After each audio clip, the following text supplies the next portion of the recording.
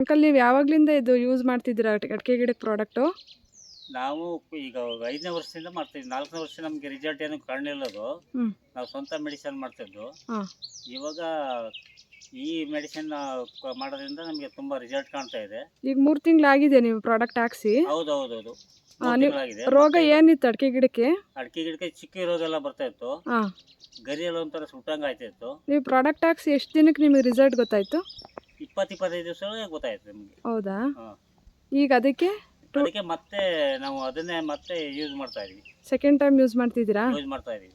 ನಿಮಗೆ ತುಂಬ ಜನ ಬಂದು ನಿಮ್ಮ ತೋಟ ನೋಡ್ತಿದ್ದಾರಂತ ತುಂಬಾ ಜನ ಆಲ್ರೆಡಿ. ಬಂದು ತೋಟ ನೋಡ್ತಾರೆ. ಅದನ್ನ ಮೆಡಿಸಿನ್ ಏನು ಕೇಳಿ ಅವ್ರ ಅಡ್ರೆಸ್ ಎಲ್ಲಿ ತಿಳ್ಕೊಂಡು ತುಂಬಾ ಜನ ಹೇಳ್ತಾರೆ. ಹಾಂ. ನಿಮಗೆ ಖುಷಿ ಆಗ್ತಿದೆಯಾ?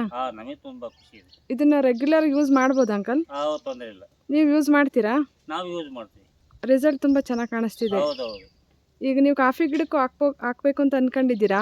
ಹಾಕ್ಬೇಕು ಅಂತ ಅನ್ಕೊಂಡಿದೀವಿ. ಕಾಫಿ ಗಿಡ ಇವಾಗ ಇದರ ಪವರ್ನಲ್ಲಿ ಬೇರೆ ಮೆಡಿಸಿನ್ ಮಾಡ್ತಿದೀವಲ್ಲ, ಹಾಂ. ಅದೇನು ಡ್ಯಾಮೇಜ್ ಕಾಣ್ತಾ ಇಲ್ಲ. ಹಾಂ. ಹಂಗೇನಾದ್ರು ಕಂಡ್ರೆ ಇದನ್ನೇ ಯೂಸ್ ಮಾಡ್ಬೇಕಾಗುತ್ತೆ. ಹಾಂ. ಇನ್ನು ಮಿಕ್ಕಿರೋ ಅಡಿಕೆ ಗಿಡಗಳಿಗೂ ಹಾಕ್ಬೋದಾ? ಹಾಕ್ಬೋದು. ಈಗ ನೀವು ಆಲ್ರೆಡಿ ಎಷ್ಟು ಅಡಿಕೆ ಗಿಡಕ್ಕೆ ಈ ಪ್ರಾಡಕ್ಟ್ ಯೂಸ್ ಮಾಡ್ತಿದ್ದೀರಾ ಅಂಕಲ್? 2000 ಅಡಿಕೆ ಗಿಡಕ್ಕೆ. ಹಾಂ.